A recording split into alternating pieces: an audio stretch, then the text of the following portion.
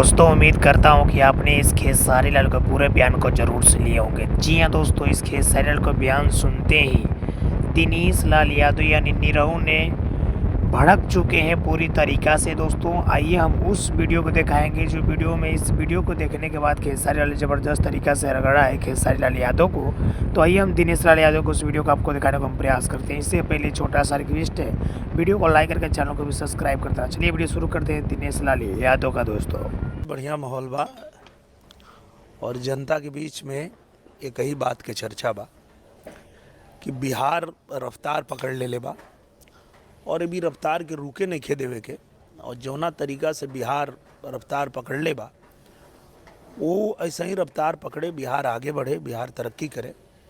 और एकरे खातिर बिहार की जनता तैयार बा कि एक बार फिर से एनडीए की सरकार बने। और ये देख के बड़ा अच्छा लगा था कि जनता भी एनडीए के साथ बा। लगभग 2 दशक की सरकार हो गई है नीतीश बाबू की। कितना बदलाव, क्योंकि आप भी बिहार के एकदम बॉर्डर पे ही आपका रहना होता है, कितना बदलाव हुआ है 20 सालों में अगर मोटे तौर पर बात करें? सर ये दुनिया से छिपा नहीं है, हम लोगों से तो एकदम नहीं छिपा है क्योंकि हम पड़ोसी हैं। और चूंकि हमारी जो इंडस्ट्री है भोजपुरी इंडस्ट्री, उसका जो गढ़ है वो बिहार है, तो बिहार आना जाना लगा रहता है। तो वही बिहार है जिस बिहार के बारे में हम लोग यही सुनते थे कि जहाँ लौके ना खम्भा पे तार तजनिया बिहार आ गई। एक समय ऐसा भी था कि हम लोग पटना एयरपोर्ट पे उतरते थे तो हमको लगता था कि कोई बस अड्डा पे आ गए हैं, ये स्थिति थी। एनडीए सरकार ने वर्ल्ड क्लास वहाँ पे एयरपोर्ट बनाया है। जब अब उतरते हैं तो हमको लगता ही नहीं है कि हम मुंबई में हैं कि हम बिहार में हैं। ये बदलाव हुआ है बिहार में। कल महागठबंधन का घोषणा पत्र भी जारी हुआ है। लंबे चौड़े वादे हैं उसमें, महिलाओं से लेकर सखी तक, सखी से लेकर बेटे तक, और फ्री बिजली से लेकर सारी सुविधाओं की बात हुई है। क्या लगता है कि ये इम्प्लीमेंट होगा? अगर होगा, क्योंकि सरकार अगर महागठबंधन की आती है तो ये जो भी दावे कर रहे हैं उसके पीछे कुछ आधार भी तो होना चाहिए। बिहार का जितना बजट नहीं है उससे कई गुना ज़्यादा ये वादे ठोक रहे हैं, तो करेंगे कहाँ से? उनसे सवाल पूछा गया तो गोल मटोल जवाब दे रहे हैं। तो ये हवाई वादे हैं और पब्लिक समझती है, जनता समझती है कि भाई जब आपको मौका मिला था तो क्या किए थे आप। आज आप बड़ी बड़ी बात कर रहे हैं कि हर परिवार में एक सरकारी नौकरी देंगे। कहाँ से देंगे? कहाँ से देंगे? आपके पास कितना बजट है बिहार के पास कि आप सरकारी नौकरी हर परिवार में दे देंगे? कहाँ से देंगे? तो ये बकवास बातें हैं और जनता इसको बहुत अच्छे से समझती है कि जब नौकरी देना था तो ज़मीन लिखवा लेते थे और अब बोल रहे हैं हम रोजगार देंगे। तो अब जनता इनके झांसे में आने वाली नहीं है। पटना में फिल्म सिटी बन रही है, पटना में हमारा स्टेडियम बन रहा है, क्रिकेट स्टेडियम बन रहा है। पहले भी था लेकिन क्या हालत थी हम लोग देखे थे। तो ये जो बदलाव बिहार में हुआ वो एनडीए की सरकार में हुआ है और पब्लिक ये जानती है कि ये लोग कितना भी झूठा वादा करें, फिर से एनडीए की ही सरकार बननी है वहाँ। आपने भोजपुरी इंडस्ट्री की बात की। हाल में अभी भोजपुरी स्टार्स के बीच काफ़ी तू मैं हो रही है। रवि किशन ने शुरुआत में बोला, फिर खेसारी लाल यादव ने उसका जवाब दिया। किस तरीके से देखते हैं कि ये नाच गाना ये सब चीज़ें आ रही हैं चुनाव में? मुझे लगता है कि बोलने से पहले सोचना चाहिए कि आप किसके बारे में बोल रहे हैं। रवि किशन के बारे में बोलना तो एक बार सोचना चाहिए कि आप उसके बारे में बात कर रहे हैं जिसने भोजपुरी सिनेमा को पुनर्जीवित किया। रवि किशन वो नाम है जिन्होंने, चाहे वो तेलुगु हो, तमिल हो, कन्नड़ हो, बंगाली हो, मराठी हो, हर इंडस्ट्री में काम करके और भोजपुरी को वहाँ तक पहुँचाया।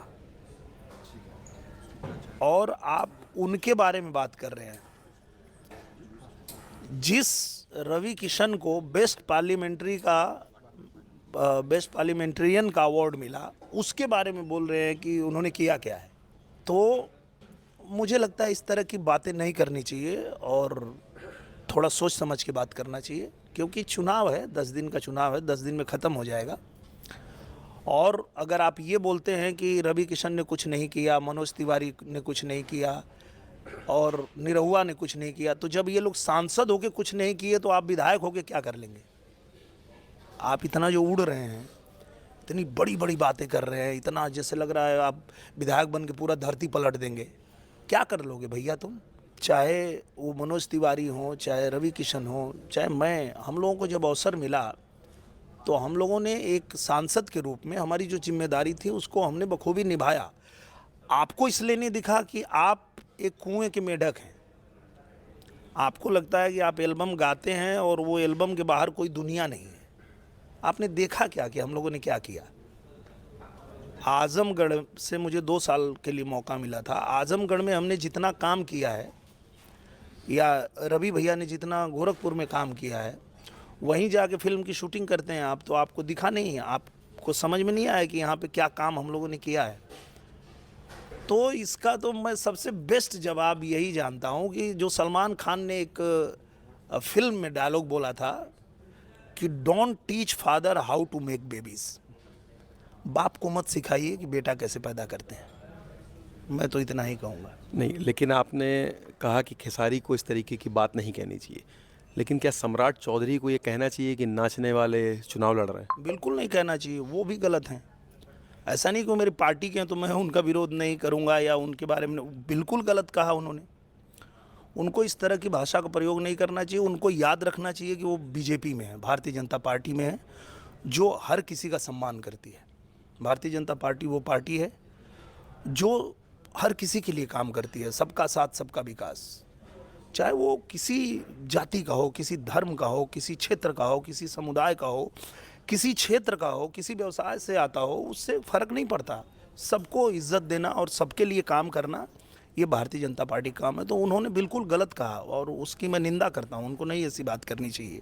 क्या लगता है कि जिस तरीके की जो भाषा की शैली ख़राब हो रही है, लौंडा डांस से लेकर सारी चीज़ें, चुनाव के बाद भी मिलना है, एक ही इंडस्ट्री में काम करना है, कहीं एक लाइन होनी चाहिए, आपको लगता है मर्यादा की? 100% होना चाहिए, क्योंकि ये तो 10 दिन का काम है भैया। 10 दिन बाद, और हमारे आपके हाथ में है भी नहीं। आप क्यों लड़ रहे हो आपस में? आपके हाथ में है भी नहीं, वो तो जनता के हाथ में। जनता तय करेगी उसको कौन चाहिए। जनता को जो चाहिए उसको वोट करेंगे और वो चुन लेंगे।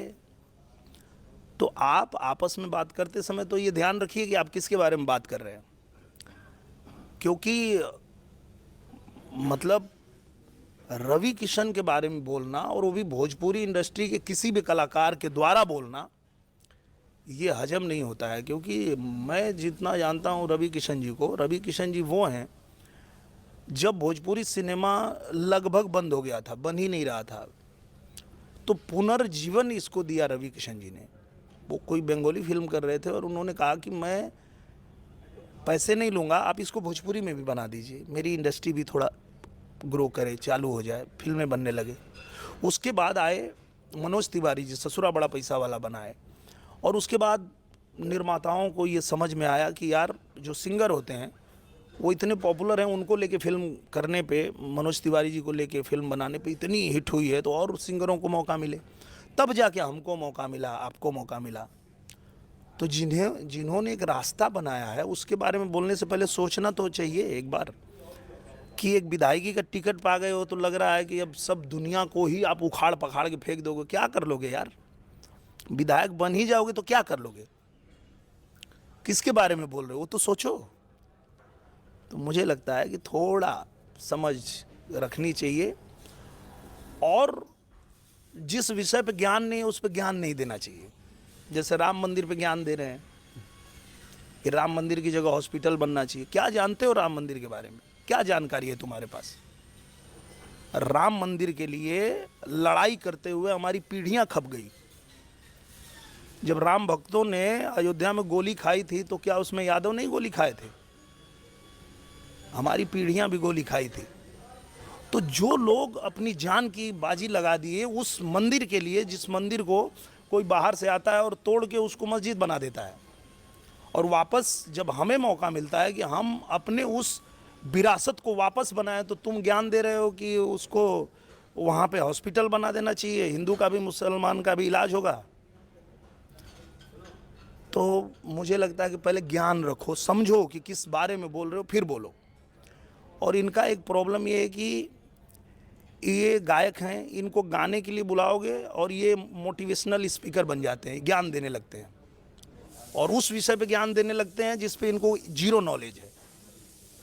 अगर उनको पूछेगा कि एमएलए का फुल फॉर्म क्या होता है तो पता नहीं होगा, लेकिन ज्ञान देने के लिए इतना बस मुंह खोलेंगे और ज्ञान शुरू हो जाएगा इनका। थोड़ा संयम रखिए बोलने से पहले, और किसके बारे में बोल रहे हैं, किस विषय पे बोल रहे हैं, पहले उस पर ज्ञान रखिए।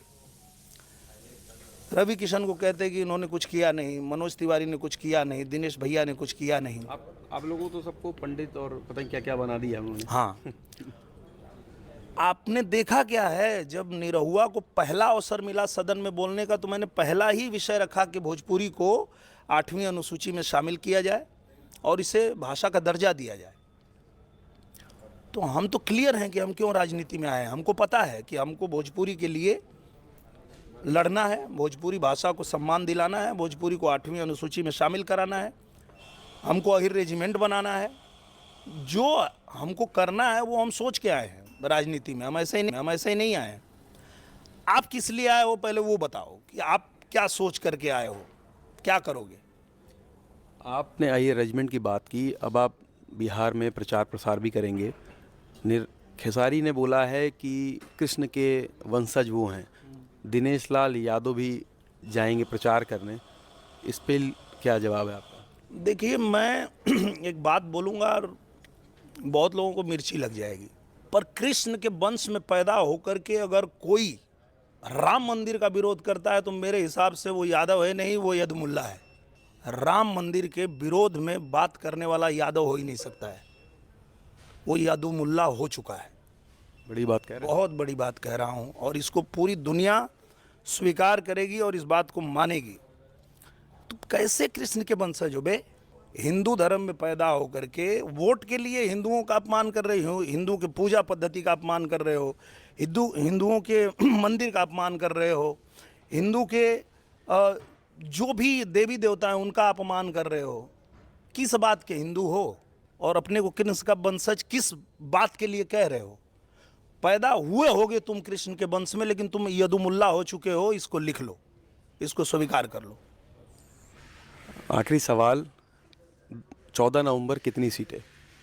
ये जनता तय करेगी सर। मैंने कहा ना कि हम लोग जितना भी कटाक्ष कर लें, वार कर लें, एक दूसरे पे छीटाकसी कर लें, पर ये तो जनता तय करेगी कि कितनी सीटें आएंगी, कौन जीतेगा, कौन हारेगा, क्योंकि हम तो वोट नहीं देंगे ना, हम तो अपने पार्टी। तो चलिए दोस्तों, उम्मीद करता हूँ कि आपने इस वीडियो को पूरा ज़रूर सुने होंगे और दिनेश लाल यादव का बयान भी सुने होंगे। दोस्तों, मिलते हैं आप सभी के साथ नेक्स्ट अगली वीडियो में धमाकेदार वीडियो के साथ दोस्तों। ठीक है दोस्तों, खेसारी लाल यादव को जब इंटरव्यू हो रहा था तो खेसारी लाल ने रवि किशन के बारे में कुछ लेकर बोल दिए थे मंदिर के विवादों में। उसी को वीडियो देखकर दिनेश लाल यादव ने कुछ बोले हैं। इस वीडियो में आपको मैंने दिखाया। मिलते हैं नेक्स्ट अगले वीडियो में अगले टॉपिक के साथ दोस्तों। इस वीडियो को ज़्यादा लोगों के पास शेयर करके वीडियो को लाइक करके चैनल को भी सब्सक्राइब कर देना दोस्तों, ताकि आपके सब्सक्राइबर ही हमारे चैनल को मजबूती बनाती है। मिलते हैं नेक्स्ट अगले वीडियो में। ठीक है।